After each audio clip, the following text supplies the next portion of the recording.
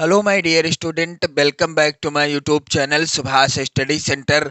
22 फरवरी 2024 को board exam देने वाले जितने भी मेरे प्यारे बच्चे कक्षा 10 के विद्यार्थी हैं, आप लोग इस वीडियो को कंप्लीट देखिएगा, क्योंकि इस वीडियो में मैं आप सभी के लिए लेकर के आ चुका हूं आपकी बोर्ड परीक्षा 2024 के लिए हिंदी विषय का मॉडल पेपर। और इस पेपर से 100% की गारंटी मेरी है कि आपकी बोर्ड परीक्षा में प्रश्न जरूर पूछे जाएंगे। यदि आप 70 में 70 का स्कोर करना चाहते हैं या 70 में 65 प्लस का भी स्कोर करना चाहते हैं तो आप इस वीडियो को बिल्कुल कंप्लीट देखिएगा। इस मॉडल पेपर के प्रत्येक प्रश्न को मैं सॉल्व कराऊंगा, साथ ही प्रत्येक प्रश्न से और भी जो महत्वपूर्ण प्रश्न बन सकते हैं, जो आपकी बोर्ड परीक्षा में वेरी इंपॉर्टेंट प्रश्न बन सकते हैं, उन सभी प्रश्नों को कराऊंगा। तो मेरे प्यारे बच्चों, आप यहाँ पर ध्यान देंगे। 801 AE कोड का मॉडल पेपर है, हिंदी विषय का मॉडल पेपर है। आपको पेपर में समय मिलेगा 3 घंटे 15 मिनट का। पेपर में आपको समय कितना मिलेगा मेरे प्यारे बच्चों? 3 घंटे 15 मिनट का मिलेगा। पेपर का पूर्णांक रहेगा कितना? 70 अंकों का रहेगा। यहाँ पर कुछ नोट दिए गए हैं जो कि आपके पेपर में भी दिए होंगे।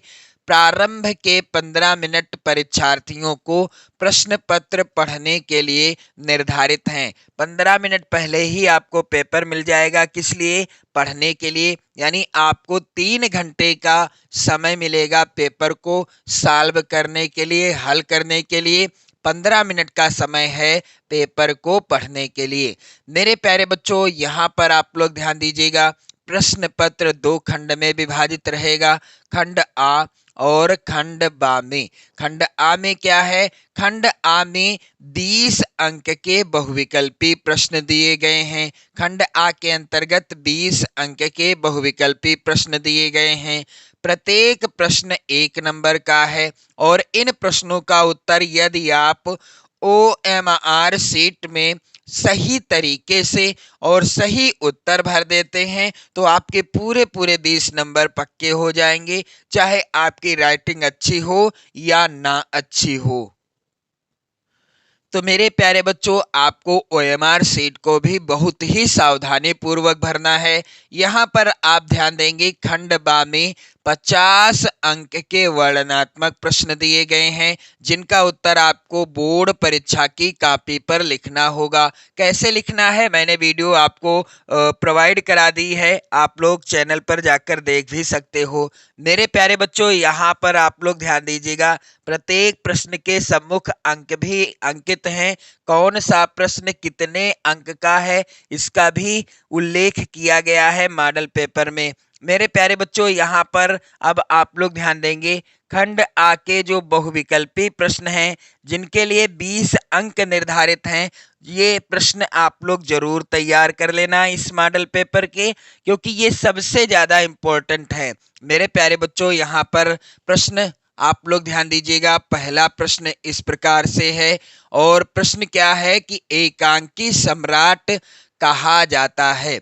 दिए गए विकल्पों में से किसको एकांकी सम्राट कहा जाता है? विकल्प इस प्रकार से हैं और आपके पेपर में इस प्रकार से दिया रहेगा विकल्प A, B, C और D। का, खा, गा और घा नहीं लिखा रहेगा। तो मेरे प्यारे बच्चों, पहला है विकल्प मोहन राकेश को, दूसरा विकल्प है सेठ गोविंद दास को, तीसरा है विकल्प हरि कृष्ण प्रेमी को, चौथा विकल्प है राम कुमार वर्मा को। तो एकांकी सम्राट किसे कहा जाता है? इनमें से कौन सा विकल्प सही होगा मेरे प्यारे बच्चों? डॉक्टर राम कुमार वर्मा जी को एकांकी सम्राट कहा जाता है। इनकी प्रसिद्ध एकांकी है दीपदान, जिसको आपने कक्षा 9 में पढ़ा होगा। अब मैं आपको बता दूं, उपन्यास सम्राट किसे कहा जाता है। यदि प्रश्न में पूछ लिया जाता है कि उपन्यास सम्राट किसे कहा जाता है, मेरे प्यारे बच्चों आप लोग ध्यान दीजिएगा, उपन्यास सम्राट किसे कहा जाता है? इसका उत्तर होगा मुंशी प्रेमचंद जी को। किसको? मुंशी प्रेमचंद जी को उपन्यास सम्राट कहा जाता है। इनके प्रसिद्ध उपन्यास हैं मेरे प्यारे बच्चों, यहाँ पर आप लोग ध्यान देंगे, गोदान, गबन, सेवा सदन, गोदान, गबन, सेवा सदन, सेवा सदन, निर्मला रंगभूमि कर्मभूमि, निर्मला रंगभूमि, रंगभूमि, कर्मभूमि, कर्मभूमि, गोदान, गबन, सेवा सदन, निर्मला रंगभूमि, कर्मभूमि, ये सभी क्या हैं? मुंशी प्रेमचंद जी के द्वारा रचित उपन्यास विधा पर आधारित रचनाएं हैं। दूसरा प्रश्न, और इसी तरह से मैं प्रत्येक प्रश्न से आपको वेरी इंपॉर्टेंट प्रश्न बताता चलूंगा, तो वीडियो को बिल्कुल भी आपको स्किप नहीं करना है, शेयर कर देना है अपने सभी इष्ट मित्रों में। 22 फरवरी को आपका हिंदी विषय का पेपर है और जिसके लिए अब आपके पास बिल्कुल सीमित समय बचा हुआ है। आप अभी से धुआंधार तैयारी कर दो ताकि आप अच्छा स्कोर कर सको बोर्ड परीक्षा 22 फरवरी में हिंदी के पेपर में। बाकी मेरे प्यारे बच्चों, दूसरा प्रश्न यहाँ पर है, हिंदी का प्रथम उपन्यास है, दिए गए विकल्पों में से हिंदी का प्रथम उपन्यास कौन सा है? विकल्प है पहला गोदान, दूसरा विकल्प परीक्षा गुरु, तीसरा विकल्प अलग अलग बैतरणी और चौथा विकल्प इनमें से कोई नहीं। तो हिंदी का प्रथम उपन्यास कौन सा है मेरे प्यारे बच्चों? इसका उत्तर हो जाएगा परीक्षा गुरु। अब परीक्षा गुरु के लेखक कौन हैं? तो श्रीनिवास दास, श्री निवास दास परीक्षा गुरु, जो कि हिंदी का प्रथम उपन्यास है, इसके लेखक हैं। मेरे प्यारे बच्चों, उसने कहा था किस विधा की रचना है? आप लोग ध्यान देंगे, पहला है विकल्प कहानी, दूसरा विकल्प है उपन्यास, तीसरा विकल्प है यात्रावृत्त, चौथा विकल्प है आलोचना। तो उसने कहा था किस विधा की रचना है? यह है कहानी विधा पर आधारित रचना। प्रश्न संख्या 4 है यहाँ पर, और आप लोग कमेंट करके बताइएगा कि उसने कहा था रचना के लेखक कौन है? त्याग पत्र के लेखक का नाम क्या है? विकल्प इस प्रकार से हैं मेरे प्यारे बच्चों, मुंशी प्रेमचंद, दूसरा विकल्प जयशंकर प्रसाद, तीसरा विकल्प अमृतलाल नागर, चौथा जैनेन्द्र कुमार। तो जैनेन्द्र कुमार जी के द्वारा लिखी गई रचना है त्यागपत्र। अब त्यागपत्र किस विधा पर आधारित रचना है यदि प्रश्न में आ जाए तो उत्तर क्या होगा? त्यागपत्र उपन्यास विधा पर आधारित रचना है, जो कि जैनेन्द्र कुमार जी के द्वारा लिखी गई रचना है। प्रश्न संख्या 5 है मेरे प्यारे बच्चों, वेरी इंपॉर्टेंट, यहाँ पर आप लोग ध्यान देंगे, ठूठा आम किसकी रचना है? विकल्प इस प्रकार से हैं इस प्रश्न की, पहला है विकल्प रामधारी सिंह दिनकर, दूसरा विकल्प है हजारी प्रसाद द्विवेदी, तीसरा विकल्प है महावीर प्रसाद द्विवेदी, चौथा है भगवत शरण उपाध्याय। तो ठूठा आम किसकी रचना है? इस प्रश्न का उत्तर हो जाएगा मेरे प्यारे बच्चों भगवत शरण उपाध्याय जी की रचना है। यह किस विधा पर आधारित रचना है? तो ठूठा आम निबंध विधा पर आधारित रचना है। मेरे प्यारे बच्चों, प्रश्न संख्या यहाँ पर 6 है, वेरी वेरी इंपॉर्टेंट, नई कविता का प्रवर्तक किसे माना जाता है? विकल्प इस प्रकार से हैं, पहला विकल्प है रामधारी सिंह दिनकर जी को, दूसरा विकल्प है डॉक्टर राम स्वरूप चतुर्वेदी को, तीसरा विकल्प है धर्मवीर भारती को, चौथा है अज्ञेय जी को। तो नई कविता का प्रवर्तक माना जाता है सच्चिदानंद हीरानंद वात्स्यायन अज्ञेय जी को, और इन्होंने ही तार सप्तक, आप लोग ध्यान देंगे, एक और महत्वपूर्ण प्रश्न पूछा जाता है बोर्ड परीक्षा में, तार सप्तक का संपादन किसने किया? सच्चिदानंद हीरानंद वात्स्यायन अज्ञेय जी ने किया, और इन्होंने तार सप्तक का संपादन सन 1943 ईस्वी में किया था। कब? सन 1943 ईस्वी में। प्रश्न संख्या 7 है मेरे प्यारे बच्चों, निज भाषा उन्नति अहें सब उन्नति को मूल उक्ति के लेखक कौन हैं? पहला है विकल्प यशपाल, दूसरा विकल्प बालकृष्ण भट्ट, तीसरा विकल्प है हरिऔध, चौथा है विकल्प भारतेंदु हरिश्चंद्र। तो यह उक्ति किसकी है? भारतेंदु हरिश्चंद्र जी की है। भारतेंदु हरिश्चंद्र जी को भारतेंदु युग का प्रणेता भी कहा जाता है। प्रश्न संख्या 8 है मेरे प्यारे बच्चों, कौन सी रचना कविवर पंत की नहीं है? दिए गए विकल्पों में से कौन सी रचना है जिसके रचनाकार सुमित्रा नंदन पंत जी नहीं है? पहला है विकल्प सुनहरे सहवाल, दूसरा विकल्प चिदंबरा, तीसरा विकल्प युगवाणी, चौथा विकल्प लोकायतन। इस प्रश्न का उत्तर आप लोग कमेंट करके बताइए। दिए गए विकल्पों में से कौन सी रचना है जो कविवर पंत जी की नहीं है? प्रश्न संख्या 9 है मेरे प्यारे बच्चों, यहाँ पर कला और बूढ़ा चांद रचना है। कला और बूढ़ा चांद किसकी रचना है? पहला है विकल्प गिरजा कुमार माथुर की, दूसरा विकल्प हरिवंश राय बच्चन की, तीसरा विकल्प सुमित्रा नंदन पंत की, चौथा विकल्प जय शंकर प्रसाद की। तो कला और बूढ़ा चांद रचना किसकी है? उत्तर हो जाएगा सुमित्रा नंदन पंत जी की। प्रश्न संख्या 10 है मेरे प्यारे बच्चों, भारत भारती के रचनाकार कौन हैं?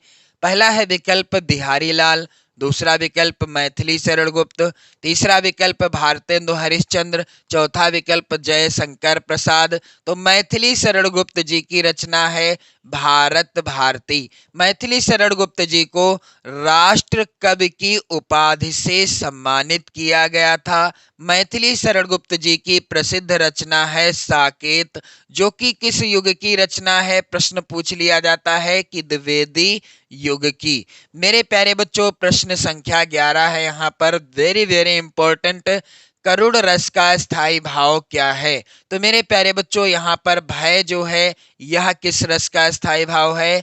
भयानक रस का। हास्य रस का स्थायी भाव है। रति श्रृंगार रस का स्थायी भाव है। और शोक जो है यह है करुण रस का स्थायी भाव। तो करुण रस का स्थायी भाव क्या है? शोक है। प्रश्न संख्या 12 है मेरे प्यारे बच्चों, आहुति सी गिर चढ़ी चिता पर चमक उठी ज्वाला सी में कौन सा अलंकार है? पहला है विकल्प अनुप्रास अलंकार, दूसरा विकल्प श्लेष अलंकार, तीसरा उत्प्रेक्षा अलंकार, चौथा विकल्प उपमा अलंकार। तो दिए गए विकल्पों में से कौन सा अलंकार है? प्रस्तुत पंक्ति में आहुति सी गिर चढ़ी चिता पर चमक उठी ज्वाला सी। मेरे प्यारे बच्चों, मैंने आपको बताया था कि जहां पर किसी एक वस्तु या व्यक्ति की किसी दूसरी प्रसिद्ध वस्तु या व्यक्ति के साथ समान गुणधर्म के आधार पर समानता या तुलना की जाती है, वहां पर होता है उपमा अलंकार। उपमा का अर्थ ही होता है तुलना या समानता बताना। मेरे प्यारे बच्चों, प्रश्न संख्या 13 है यहाँ पर, वेरी वेरी इंपॉर्टेंट। सोरठा के दूसरे और चौथे चरण में कितनी मात्राएं होती हैं? विकल्प पहला है 11-11, दूसरा विकल्प 16-16, तीसरा विकल्प 13-13 और यहाँ पर चौथा है विकल्प 24-24। तो सोरठा के दूसरे और चौथे चरण में मात्राएं होती हैं 13-13। सोरठा के पहले और तीसरे चरण में, सोरठा के पहले और तीसरे चरण में मात्राएं होती हैं मेरे प्यारे बच्चों 11-11। यहाँ पर प्रश्न संख्या 14 है, अधिकार शब्द में कौन सा उपसर्ग लगा है? तो मैंने इस तरह के शब्दों को आपको बताया था कि जब आप कुछ भी ना जान पाओ, अधिकार जैसे लिखा है, परिवार लिखा है और मेरे प्यारे बच्चों सहयोग लिखा है, सहयोग लिखा है, परिक्रमा लिखा है, परिक्रमा, या मेरे प्यारे बच्चों आप लोग ध्यान दीजिएगा, अभिमान लिखा है। क्या लिखा है? अभिमान लिखा है। या फिर मेरे प्यारे बच्चों पूछ लिया जाता है अपमान में उपसर्ग या मूल शब्द क्या है? या फिर मेरे प्यारे बच्चों आप लोग ध्यान देंगे अनुचर लिखा है, यानी अनुचर में उपसर्ग क्या है? इस तरह के जो शब्द हैं मान लीजिए पूछ लिया गया अधिकार में उपसर्ग क्या है, या परिवार में, या सहयोग में, या परिक्रमा में, या अभिमान में, या अपमान में, या अनुचर में। तो एक तरीका है आपको उपसर्ग पहचानने का। विकल्प में ये जो पीछे वाला है आप लोग ध्यान दीजिएगा, मूल शब्द यह भी दिया रहेगा। और उपसर्ग आप लोग ध्यान देंगे, उपसर्ग जो होता है वह हमेशा किसी शब्द के पूर्व यानी पहले जुड़कर उसके अर्थ को परिवर्तित कर देता है। जैसे ये क्या है मेरे प्यारे बच्चों, कार। अब ये है मेरे प्यारे बच्चों मूल शब्द। कार क्या है, मूल शब्द है।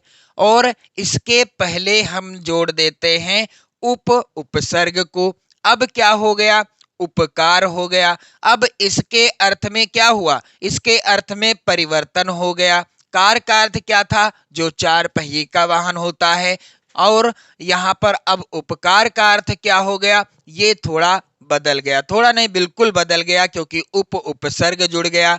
तो उपसर्ग हमेशा किसी भी शब्द के पहले ही जुड़ता है और उसके अर्थ में परिवर्तन कर देता है। तो अधिकार में आप नहीं जान पा रहे हैं तो इस तरह से कर दें आधे पर से। तो यहाँ पर मूल शब्द है कार और उपसर्ग क्या है, अधि।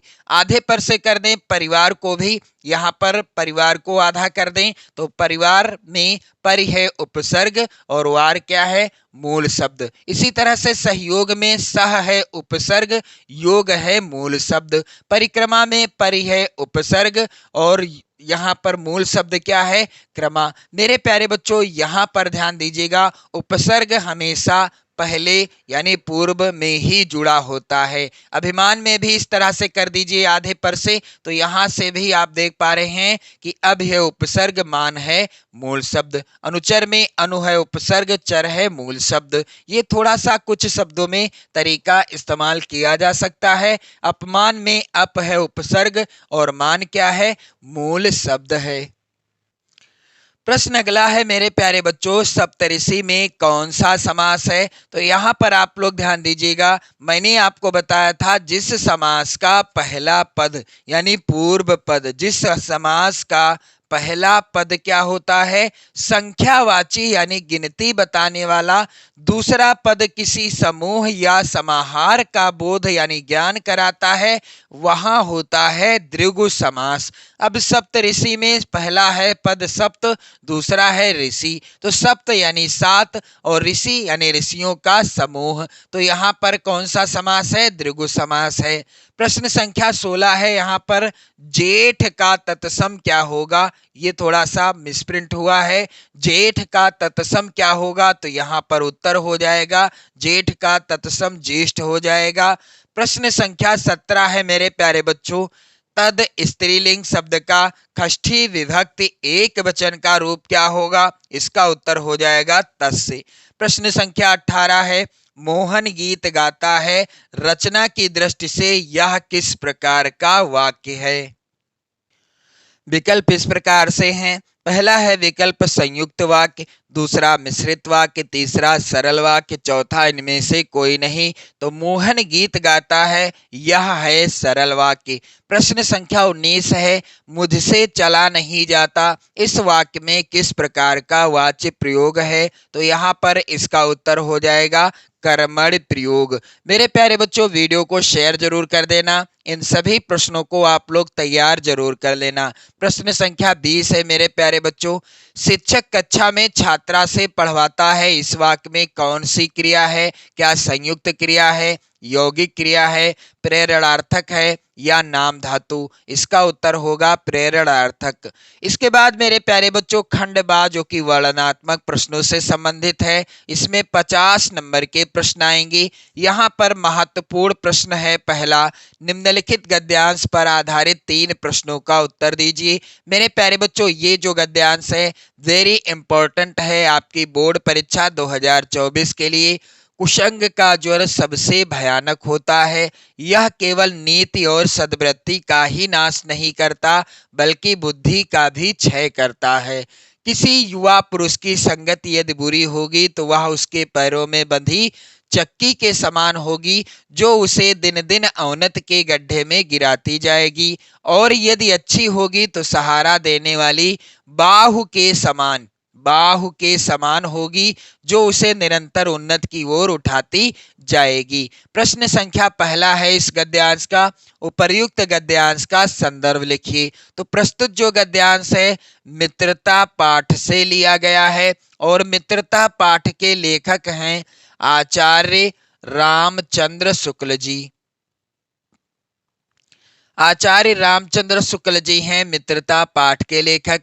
दूसरा प्रश्न है गद्यांश के रेखांकित अंश की व्याख्या कीजिए। तो गद्यांश में जो भी रेखांकित अंश होगा सिर्फ उसी की व्याख्या करनी है। जैसे यहाँ पर है किसी युवा पुरुष की संगति यदि बुरी होगी तो वह उसके पैरों में बंधी चक्की के समान होगी जो उसे दिन दिन अवनति के गड्ढे में गिराती जाएगी। सिर्फ इसी की व्याख्या करनी है, पूरे गद्यांश की व्याख्या नहीं करनी। और यहाँ पर तीसरा प्रश्न है सुदृढ़ बाहु का क्या अर्थ है। तो इसका उत्तर आप गद्यांश से ही कर लोगे। अथवा में जो यहाँ पर है आप लोग ध्यान देंगे, वर्तमान युग में भारतीय संस्कृति के समन्वय के प्रश्न के अतिरिक्त यह बात भी विचारणीय है, इसकी भारत की प्रत्येक प्रादेशिक भाषा की सुंदर और आनंदप्रद कृतियों का स्वाद भारत के अन्य प्रदेशों के लोगों को कैसे चखाया जाए। मेरे प्यारे बच्चों, यह जो है गद्यांश लिया गया है भारतीय संस्कृति शीर्षक पाठ से, और इस पाठ के लेखक हैं डॉक्टर राजेंद्र प्रसाद जी। डॉक्टर राजेंद्र प्रसाद जी हैं। मेरे प्यारे बच्चों, यहाँ पर आप देख पा रहे हैं, आपको करना क्या है, किसी एक गद्यांश के नीचे दिए गए 3 प्रश्नों का उत्तर देना है, जिसके लिए आपको मिलेंगे कुल 6 नंबर।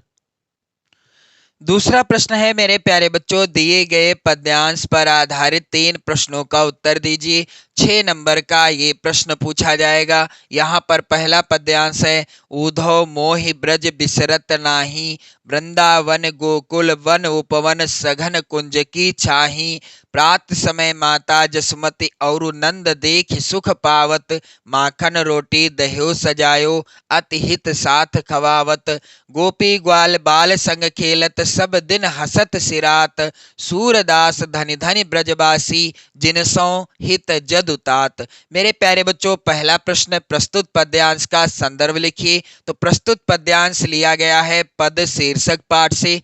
रचनाकार हैं पद शीर्षक पाठ के सूरदास जी। सूरदास जी का कोई भी पद आपकी बोर्ड परीक्षा में आता है, पहचानने का सबसे आसान तरीका सूरदास जी के सभी पदों में उनका नाम लिखा हुआ है। जैसा कि यहाँ पर भी लिखा है, सूरदास धनि धनि ब्रजवासी जिनसो हित जदुतात। मेरे प्यारे बच्चों, सूरदास जी के प्रत्येक पद में उनका नाम लिखा है। आप तुरंत जान जाओगे कि यह पद किस पाठ से है, रचनाकार कौन है। रेखांकित अंश की व्याख्या कीजिए, दूसरा प्रश्न है। तो जिस प्रकार से गद्यांश में रेखांकित अंश की व्याख्या करनी है, उसी तरह से पद्यांश में भी रेखांकित अंश की व्याख्या आपको करनी है। और श्री कृष्ण को ब्रज की कौन कौन सी बातें विस्मृति नहीं होती हैं, इस तरह का जो प्रश्न आएगा आप आसानी से पद्यांश से ही कर लोगे।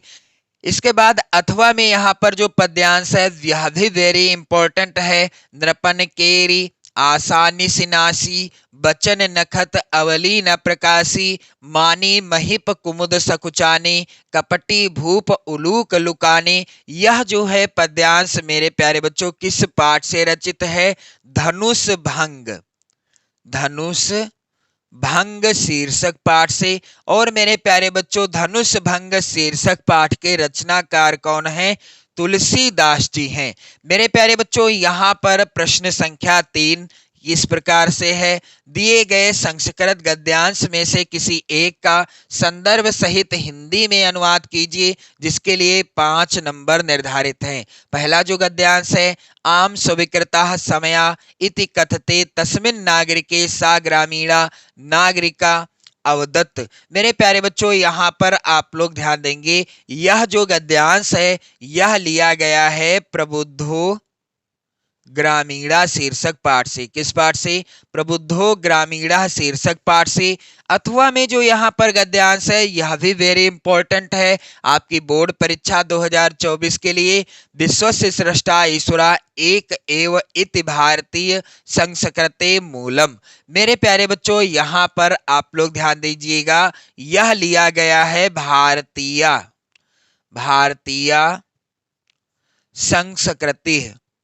संस्कृति शीर्षक पाठ से। और मेरे प्यारे बच्चों यहाँ पर प्रश्न संख्या 4 है, दिए गए संस्कृत पद्यांश में से किसी एक का संदर्भ सहित हिंदी में अनुवाद कीजिए। मेरे प्यारे बच्चों यहाँ पर 2 पद्यांश हैं, किसी एक का संदर्भ और हिंदी अनुवाद लिखना है।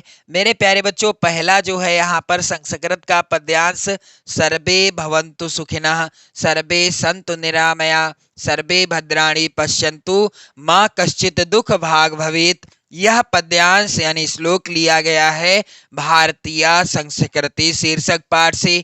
अथवा में जो पद्यांश है, बंधनम मरणम वापि जयो वापि पराजयः उभयत्र समो वीरः वीर भावो ही वीरता। यह लिया गया है वीरः वीरेण पूज्यते शीर्षक पाठ से। मेरे प्यारे बच्चों यहाँ पर आप लोग ध्यान देंगे, प्रश्न है 5वें नंबर का, अपने पठित खंड काव्य के आधार पर निम्नलिखित प्रश्नों में से किसी एक प्रश्न का उत्तर दीजिए। तो मेरे प्यारे बच्चों आप जिस जिले से हैं आप लोग कमेंट करके बताइएगा कि आप किस जिले से हैं और आपके जिले में जो भी खंड काव्य निर्धारित है उसमें से यहाँ पर किसी एक प्रश्न का उत्तर आपको करना होगा, क्योंकि प्रत्येक खंड काव्य से 2 प्रश्न आएंगे। 3 नंबर का प्रश्न है। आप लोग देख सकते हैं मेरे प्यारे बच्चों प्रत्येक खंड काव्य से 2-2 प्रश्न यहाँ पर पूछे गए हैं। प्रश्न संख्या 6 का जो कि इस प्रकार से है मेरे प्यारे बच्चों, दिए गए लेखकों में से किसी एक लेखक का जीवन परिचय लिखते हुए उनकी प्रमुख रचना का उल्लेख कीजिए। 5 नंबर का प्रश्न है और आपको इन तीनों लेखकों का जीवन परिचय तैयार कर लेना है। 100% की गारंटी है मेरे प्यारे बच्चों, इससे बाहर कोई भी जीवन परिचय नहीं आएगा। डॉक्टर राजेंद्र प्रसाद जी का, जयशंकर प्रसाद जी का और आचार्य रामचंद्र शुक्ल जी का, सभी का जीवन परिचय मैंने आपको प्रोवाइड कराया है वीडियो के माध्यम से। आप चैनल पर जाकर देख सकते हो। लिखने का सही तरीका भी बताया है ताकि आपको पूरे 5 नंबर मिल सकें। मेरे प्यारे बच्चों यहाँ पर अगला प्रश्न है 6 खा, दिए गए कवियों में से किसी एक कवि का जीवन परिचय देते हुए उनकी एक प्रमुख रचना का उल्लेख कीजिए, जिसके लिए आपको मिलेंगे 5 नंबर। बिहारी लाल जी का जीवन परिचय, सूरदास जी का जीवन परिचय और मेरे प्यारे बच्चों तुलसीदास जी का जीवन परिचय आप लोग जरूर तैयार कर लेना। इससे बाहर कुछ भी नहीं आएगा आपकी बोर्ड परीक्षा में। मेरे प्यारे बच्चों यहाँ पर प्रश्न संख्या 7 है कि अपनी पाठ्य पुस्तक में से कंठस्थ कोई एक श्लोक लिखिए जो इस प्रश्न पत्र में ना आया हो। तो आप लोग वही श्लोक लिखेंगे जो पेपर में पूछा ना गया हो। तो इसलिए आपको 3 श्लोक याद रखने हैं। यदि 2 श्लोक पेपर में आ जाते हैं आपके द्वारा याद किए गए तो आप तीसरा श्लोक आसानी से लिखकर ये 2 नंबर पक्के कर सकते हैं। प्रश्न संख्या 8 है मेरे प्यारे बच्चों, निम्नलिखित प्रश्नों में से किन्हीं 2 प्रश्नों का उत्तर संस्कृत में दीजिए। तो ये प्रश्न आप लोग जरूर तैयार कर लेना। भारतीय संस्कृति कीदृशी अस्ति। दूसरा, वाराणसी नगरी के साम संगम स्थली अस्ति। तीसरा प्रश्न, पहेलिकायाः किम उत्तरम आसीत। और चौथा, गीतायाः कः संदेशा। प्रश्न संख्या 9, निम्नलिखित में से किसी एक विषय पर निबंध लिखिए। यह प्रश्न आएगा 7 नंबर का। महत्वपूर्ण विषय है यहाँ पर बाढ़ का विनाशकारी दृश्य। दूसरा, राष्ट्रीय एकता का महत्व। तीसरा, यातायात की समस्याएं एवं उनका निराकरण। चौथा, पर्यावरण प्रदूषण कारण एवं निवारण। मेरे प्यारे बच्चों ये सभी विषयों पर निबंध आप लोग तैयार कर लीजिएगा। और इसके बाद आप देख रहे हैं प्रश्न संख्या 10 जो कि इस प्रकार से है, आकस्मिक अवकाश हेतु अपने प्रधानाचार्य को एक पत्र लिखिए। 4 नंबर का प्रश्न आएगा। अथवा में है यहाँ पर छात्रवृत्ति के लिए अपने प्रधानाचार्य को एक पत्र लिखिए। तो मेरे प्यारे प्यारे बच्चों इसी पैटर्न पर पेपर आएगा 22 फरवरी को। इस मॉडल पेपर को तैयार करके जाना। इस मॉडल पेपर से आप अच्छा स्कोर करेंगे 22 फरवरी 2024 को हिंदी के पेपर में। तो मेरे प्यारे बच्चों पढ़ते रहें, मस्त रहें, स्वस्थ रहें। जय हिंद।